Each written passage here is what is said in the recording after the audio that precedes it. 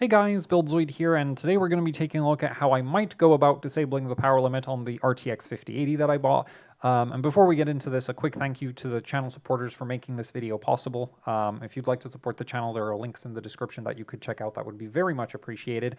And one last thing before we get into this, a warning about disabling the power limit on RTX 50 series cards. So, for example, this Inno3D RTX 5080, the V-Core power plane area of the board already hits 90 degrees Celsius with the stock 360 watt power limit. I also briefly tested the card with a 450 watt BIOS, which it was still hitting the power limit on. So if you turn the power limit completely off, even something like an RTX 5080 could potentially hit like 500 watts, maybe more. And considering that the PCB is already running, like 90 degrees Celsius is not unsafe, but it is surprisingly high for just 360 watts. Like, that's not that much power, in my opinion. So considering that, like, yeah, I would not recommend disabling the power limit on just any RTX 50 series card for long-term use, right? I intend to use this modification for running 3D Mark. 3D Mark benchmarks don't go longer than like 4 minutes of GPU load. So I'm not super concerned about like what kind of temperatures the power plane or voltage regulator are going to hit, because the benchmark's going to hopefully finish before the temperatures get too high. Plus I have a thermal camera, so I can just like watch it, or I could just stick thermal probes to the card. But yeah, I wouldn't, I wouldn't consider a card with, like, taking this card with the PCB it has and disabling the power limit and then playing, like, Battlefield 6 on it, because that would probably be very unsafe for the power delivery on the GPU. And by that, I don't mean the 12-volt high failure rate connector. By that, I'm not entirely certain what the worst case scenario for the power plane getting super hot is, but if the voltage regulator gets really hot, like, it could just fail and you'd have like a power stage weld itself to the board. Worst case scenario, it could kill the GPU core, which is the most valuable part of the entire card. If that dies, you basically have a paperweight. So, yeah, like, this is very much like don't just copy this because you think you're going to get more FPS in games, because while it will do that, at least temporarily, the cards really aren't built for the amount, like most RTX 50 series PCBs aren't built for the power consumption that the chips can reach if the power limit is removed. So yeah, anyway, let's talk about the modification, which is very, very simple, because NVIDIA GPUs, RTX 50 series GPUs typically use an on-semiconductor NCP45492 for monitoring the current flowing through the shunt resistors. This chip has a public data sheet, which looks like this. You can get this by just Googling NCP45492. The pinout in this data sheet is not the correct orientation. We've got pin 1 over here and pin 32.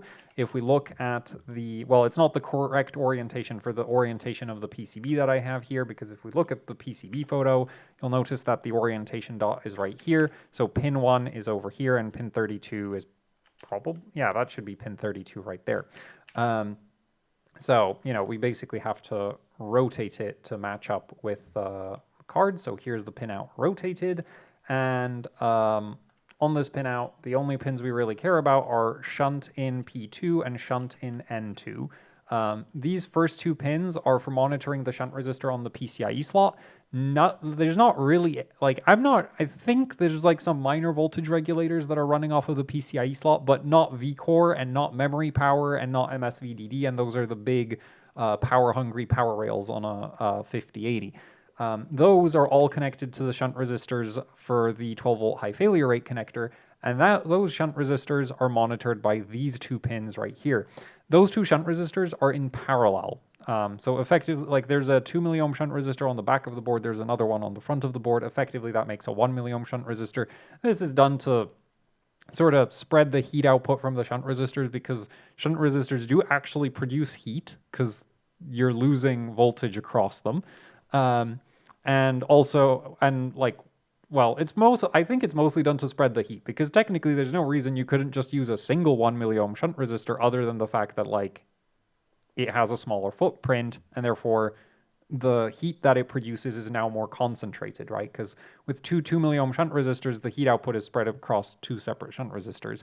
And I think on some older NVIDIA cards, like the shunt resistors could actually get surprisingly hot. So, yeah, anyway, so these two pins are used for monitoring the current flowing through the shunt resistors. Now, the BS in 2 and BS in 1, these are bus input voltage measurement.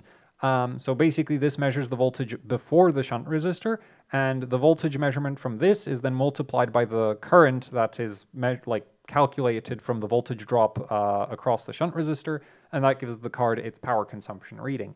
So, the current draw through the shunt resistor is basically measured by the voltage difference between these two pins, which means if you want to just delete the power limit permanently, which again I would strongly not recommend doing if you ever plan to play games on the card, you could just blob these two pins with some solder. Alternatively, I would actually put the solder blob right here because that's going to be a lot easier to do than blobbing the actual pins right there. Obviously, like if you blob right here, that's going to be a somewhat more elegant, but harder to do because, you know, like getting at those pins with a soldering iron can be kind of fiddly, whereas this is, you have a lot more space to work in. Now, there's one concern with just blobbing the current sensing circuitry on NVIDIA cards like this, which is that on some NVIDIA GPUs with some driver versions, I don't know if it happens with this 5080, but yeah, on some cards, if you just blob the shunt resistor sensing circuitry like this and effectively set the voltage difference between the two pins to 0, which means the card thinks that it's pulling 0 current, the driver will see this and go like, that's suspicious, and then it won't let the card enter 3D clocks. So you'll get stuck at like 50 megahertz or 100 megahertz or 300 megahertz. Depends on the generation of GPU, what the like minimum core clock speed is, but you'll just be stuck at the minimum core clock speed if the driver thinks that the power consumption is suspiciously low.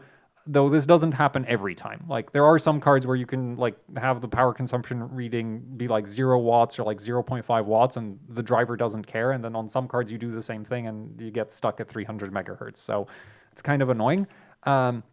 Unfortunately, there's a rather simple workaround because on this card we've got the shunt, like the circuitry here looks like this. And so we already have these two 50 ohm resistors, and we can basically use these to set up a voltage divider between the two pins because we have a 0 ohm right here. So if we just throw like a, okay, I'm just going to get rid of those for now. So if you just put a 100 ohm resistor across here, so yeah, I guess I am going to try draw one. That's an awful resistor. But if I put a 100 ohm resistor across this, then that's going to create a voltage divider with the two existing 50 ohm resistors. These are in series, so that adds up to 100 ohms. And that is effectively going to double the power limit. And yeah, you can just totally use like a 100 ohm resistor in the same package size, which this should be 0402. That's the imperial package size. I don't usually use metric package sizes because I don't know what they are. Yeah, so like slapping an 0402 resistor right here, that's 100 ohms. That should double the power limit. A 50 ohm resistor will more than double it. I can't do the math in my head for that one. And if you use like a 200 ohm resistor, again, it'll less than double it, but I don't know what that's going to work out to. Now, if you want the modification to be, you know, so that you can turn the modification on and off, you just need to put a switch. So yeah, there's not really much point. Like you literally just have your like resistor, say somewhere here, if you have some wires, and then like I'd probably put a switch right there. Actually, if you have a card in a case, that's not going to work. So you might want to put the switch like right here or something. Well, just find an empty spot on the card and just put a switch there. And then, yeah, like very, very simple modification. And then you have like, you know, oh, and if you want to multiply the power limit more, like I said, like if you use 100 ohm, you get doubled. If you use 50 ohm, you get more than double. The concern is as you keep reducing that resistance, at some point you're going to potentially run into that whole like driver gets very suspicious of your power reading being impossibly low. Alternatively, you can also set up a permanent like fake voltage reading instead of skewing the existing voltage measurement. But that would require like removing one of the resistors and then it's not actually, yeah, it wouldn't actually be that bad. So you'd remove this resistor and then I'm pretty sure you would just have to throw like a 300 kilo ohm right here. and then connect that to ground. And again, you'd potentially want to put a switch with that. That's a modification I've detailed in other videos with other NVIDIA GPUs, because that's sort of like, I mean, I'm not sure it's really better than skewing the power limit, but it depends on what kind of card you're working on, right? If you have a card where the power consumption can quadruple, which is the case on some on some older NVIDIA GPUs, then, you know, trying to skew the power limit by double is not really that useful. Anyway, on this card, I personally don't see a point in having more than double the power limit, because especially if you're using like a 450 watt BIOS, 900 watts on this PCB, very concerning. I mean, 360 watts is already kind of like, that's not great. So yeah, 900 watts with this PCB is like, yeah, I would strongly not recommend that for any kind of extended use. Anyway, that's it for the video. So hopefully you found this somewhat interesting, if not particularly useful, because I do realize that, yeah, like voiding your warranty to make your 5080 significantly less power efficient for marginally higher 3D Mark scores is not exactly useful. But I do think it's fun. So yeah. Anyway, that's it for the video. Also, you can adapt this modification to other cards that use an NCP 45492. Yeah, that's actually it for the video. So thanks for watching. And if you'd like to support the channel, links in the description that you could check out. That would be very much appreciated. And goodbye, I guess.